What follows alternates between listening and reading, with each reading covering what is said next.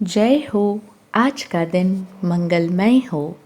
आज का सुंदर प्रभात चैत्र शुक्ला त्रयोदशी का दिन राजा सिद्धार्थ और माँ त्रिशला के घर में राजकुमार वर्धमान का आगमन। घर आंगन सभी कुछ, पूरा वातावरण और सभी लोग प्रसन्नता से, आनंद से भर उठे थे।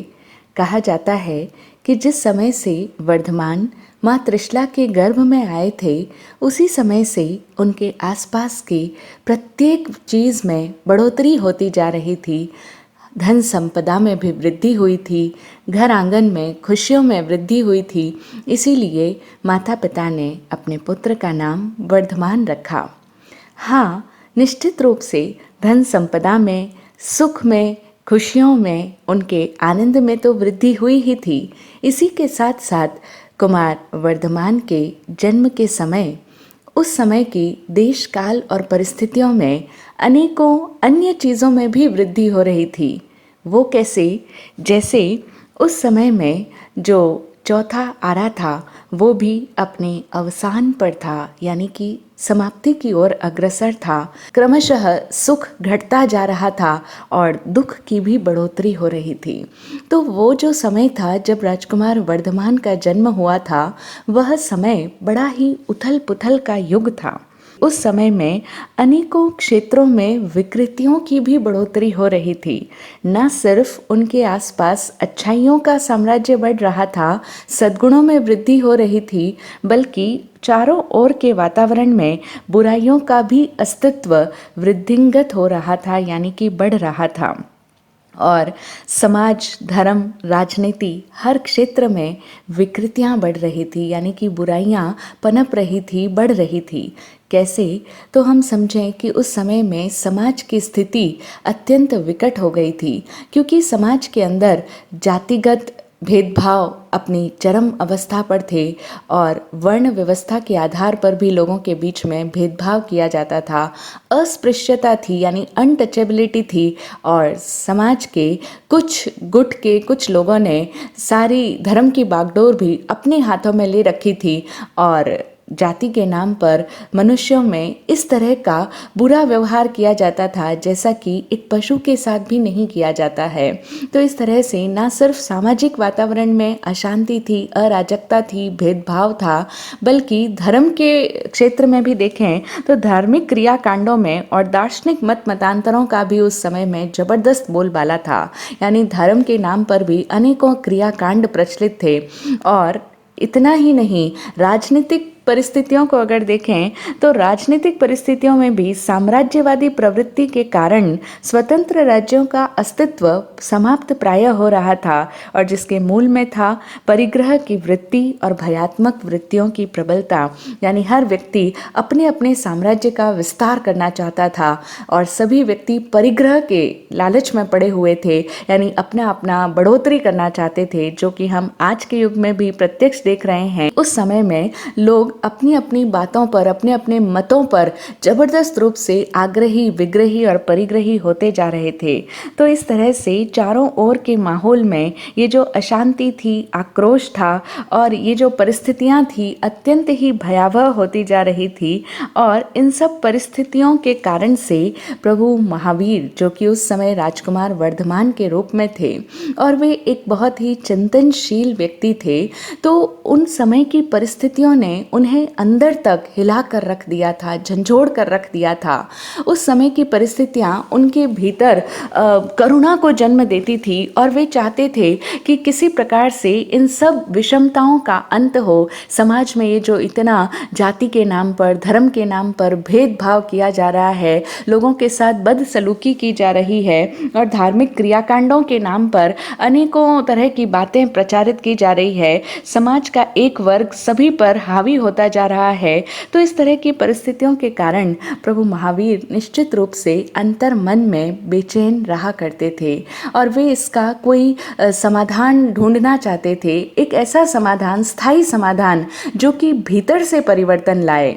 वे मिशनरियों की तरह सिर्फ बाहरी रूप से ही परिवर्तन लाना नहीं चाहते थे कि बाहर से किसी की सेवा कर दी और बस उसे अपने धर्म में लेकर के आ गए, धर्म का रूपांतरण कर दिया। ना, वे बाहरी रूपांतरण रूपांतरण पर नहीं, बल्कि आंतरिक पूरी तरह से ट्रांसफॉर्मेशन हो जाए, इस चीज़ की खोज में थे। और निश्चित रूप से उनकी चेतना बहुत ही विकसित स्तर की थी। तो यद्यपि वे उस युग की तत्कालीन धार्मिक जीवन की जटिलता, अंधविश्वास, एकाधिकार आदि जो अतियाँ उस समय में जन सामान्य में व्याप्त थी और उसके कारण से जो जनता में असंतोष था, उन सब बातों के प्रति चिंतित थे और अपने भीतर मन ही मन में दुखी भी रहते थे। इसीलिए हम देखें, शास्त्र कहता है, प्रभु महावीर के विशेषणों को बताते हुए वीर स्तुति में पुच्छिसुणम में कहा गया, खेयन नये से कुशले महेशी। वे कुशल महर्षि थे और साथ साथ में वे क्या थे? खेदज्ञ थे। बहुत ही प्यारा विशेषण है। हम बोल तो देते हैं लेकिन इसकी गहराई को नहीं समझ पाते। खेदज्ञ का अर्थ होता है दुख को जानने वाले, यानी वे दुख को जानते थे, वे दुख को पूरी तरह से अनुभव कर चुके थे, जानते थे। अब सहज ही प्रश्न उठ सकता है कि प्रभु वर्धमान तो राजकुमार थे, राजपुत्र थे, राजमहलों में निवास करते थे, फिर भला दुख से उनका क्या सरोकार हुआ? वो तो सुख सुविधाओं के बीच में पले बढ़े थे, लेकिन फिर भी उनके लिए क्या विशेषण प्रयुक्त होता है कि वे खेदज्ञ थे, यानी दुख को जानने वाले थे, दुख को भली भांति भली प्रकार से जानते थे। कैसे? वो यही अर्थ ध्वनित करता है कि वे उस समय में व्याप्त जो परिस्थितियां थी, माहौल में असंतोष था, लोगों के बीच में, लोगों के भीतर में जो दुख था, बेचैनी थी, पीड़ा थी, उसको वे स्वयं अपने भीतर महसूस करते थे। अनुकंपन उनके प्राणों में भी होता था और न सिर्फ जनता की बेचैनी उन्हें छूती थी, बल्कि वे अपने भी भीतर बेचैन थे, खेद को जान रहे थे, खेद को महसूस कर रहे थे, अनुभव कर रहे थे, क्योंकि उन्हें अपनी आत्मा को, अपने प्राणों को अभी बहुत विस्तार करना था और वे सब में अपनी आत्मा को विस्तारित कर देना चाहते थे, फैला देना चाहते थे।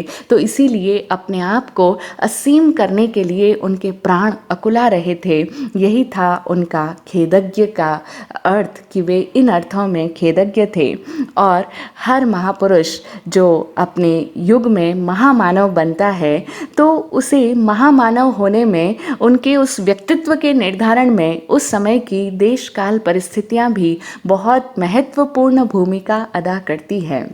इसीलिए हम नमोत्थुणम के पाठ में जब प्रत्येक तीर्थंकर परमात्मा की अरहंत भगवान की स्तुति करते हैं, तो हम कहते हैं नमोत्थुणम अरहंताणम भगवंताणम आई गराणम, यानी हम तीर्थंकर परमात्मा की स्तुति में उन्हें आई गराणम पद से भी नवाजते हैं, यानी कि वे धर्म की आदि करने वाले थे।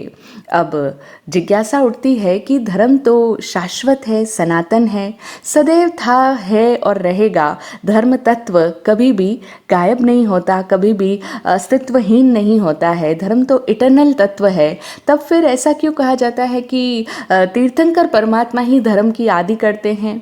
हाँ, इसका भी अपना एक कारण है, क्योंकि धर्म तत्व तो शाश्वत है, इटर्नल है, सदा रहने वाला है, किंतु उसकी अभिव्यक्ति हर समय पर अलग अलग होनी होती है, क्योंकि हर समय की, हर देश और काल की परिस्थितियाँ भिन्न भिन्न हो जाती है, लोगों की सोच बदल जाती है, प्रश्न बदल जाते हैं, और जब प्रश्न और समस्याएं भिन्न होंगी तो उनके समाधान के लिए अभिव्यक्तियाँ भी निश्चित रूप से भिन्न ही होगी। तो धर्म को फिर से नए शब्दों में, नए तरीके से उस समय की मांग के अनुरूप प्रस्तुत करना होगा।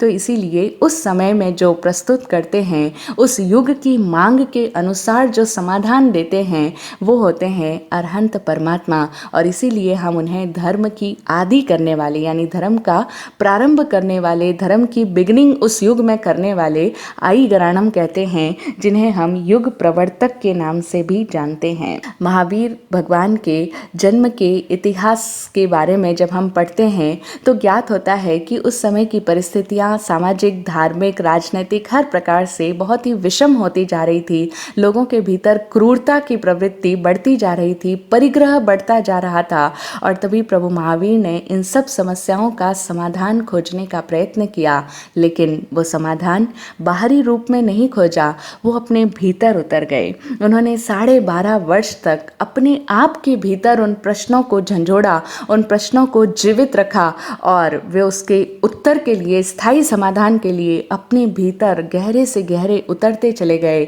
और उन इतने वर्षों की साधना काल में उन्होंने संसार के प्रत्येक जीव निकाय के साथ में अपना संपर्क साधा, यानी अपने प्राणों को हर जीव के साथ में स्थापित किया, वहाँ तक अपने प्राणों को फैलाया, अपने प्राणों को विस्तार दिया और उनकी आत्मा को अपने भीतर महसूस किया।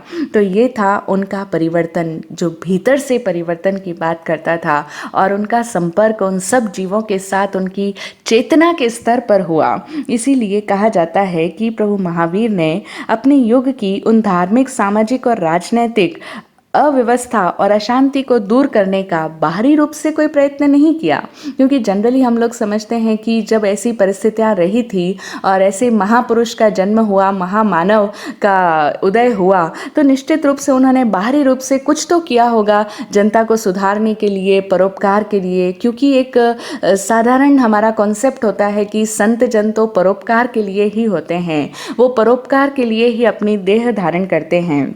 बात ठीक है, लेकिन तीर्थंकर परमात्मा की चेतना जो अति विशिष्ट उच्च स्तरीय होती है, वो बाहरी रूप से कोई परिवर्तन नहीं करती। वो पहले अपने आप के भीतर, अपने अंदर स्थायी समाधान को खोजती है, अपनी आत्मा को इतना जागृत कर लेते हैं, जगा लेते हैं कि फिर केवल ज्ञान, केवल दर्शन के आलोक में स्वतः जनता को भी प्रकाश मिलता है। ठीक उसी तरह से जिस तरह से एक सूर्य स्वयं प्रकाशित हो जाता है, वो इसलिए प्रकाशित नहीं होता कि मैं प्रकाश दूंगा तो जनता के बीच में जीवन होगा, सूर्योदय होगा तो दिन की सारी गतिविधियां स्टार्ट होगी, मुझे लोगों को जगाना है, लोगों को काम पर लगाना है। वो ये सब सोचकर सूर्य उदित नहीं होता है, वह तो बस उदय हो जाता है। और जब उसका प्रकाश फैलता है चारों ओर, तो स्वतः जनता का कल्याण होता है। लोग, जनमानस उससे अपना जीवन, अपनी ऊर्जा पाते हैं, प्राण पाते हैं। बस इसी तरह से तीर्थंकर महावीर भी होते हैं।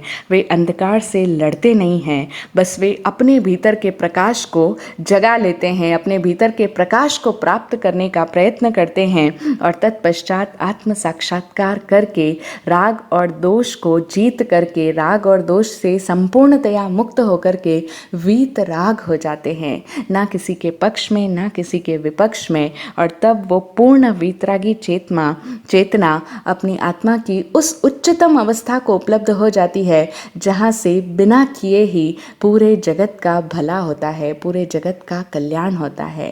हम लोग अभी तो यही समझते हैं कि अगर किसी का भला करना है तो हमें कुछ करना पड़ेगा, या तो उन्हें ज्ञानमयी वाणी सुनाएं, उनको समझाएं और उनके दुखों को दूर करें। लेकिन नहीं, प्रभु महावीर ने तो इतना भी नहीं किया।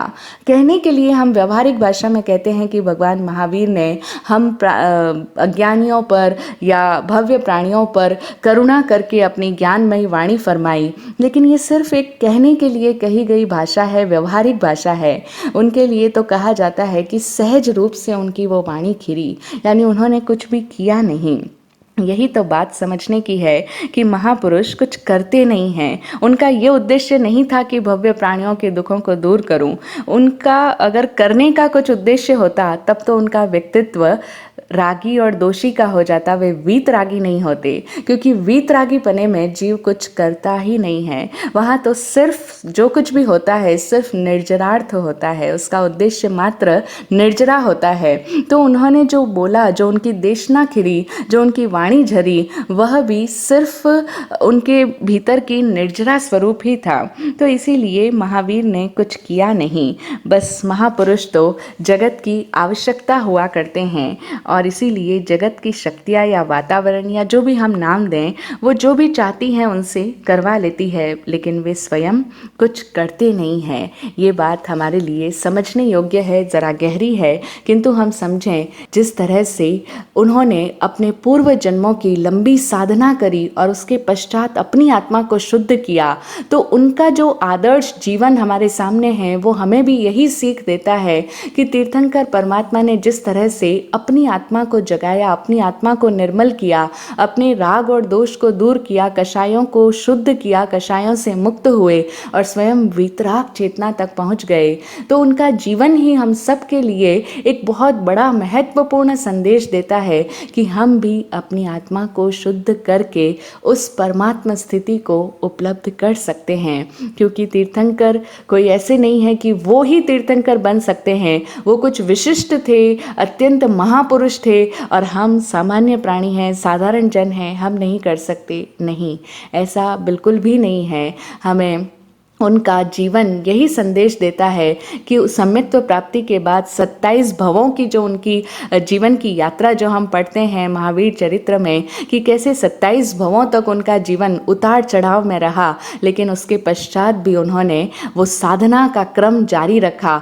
और वे तीर्थंकर कोई अवतार नहीं लेते हैं, वे ऊपर से कोई भगवान बन कर के नहीं आते हैं, वो स्वयं अपने आप को अशुद्धियों को दूर करके शुद्ध बनाते हैं और तब एक दिन वितराग हो पाते हैं। तो हम सब भी वितराग हो सकते हैं, हम भी सो हम हैं। जो तीर्थंकर परमात्मा की चेतना है, सिद्ध है, वैसा ही सिद्ध जीव हम भी हैं, हम सभी सिद्ध हैं, बस हमारे चेतन अभी सुप्त है। हम उसे जागृत करें। आज के इस सुमंगल पावन दिवस पर हम सभी तीर्थंकर वर्धमान महावीर परमात्मा की चेतना से यही मांग करें, यही भाव करें कि हमारा आत्मा भी शुद्ध होकर के परमात्मा हो जाए। तभी हमारा ये तीर्थंकर भगवान वर्धमान महावीर का जन्म कल्याणक मनाना सार्थक होगा। ऐसा ही हो। जय हो, जय हो, जय हो। सब मंगलमय हो। जय विराट शांति गुरुभ्यो नमः।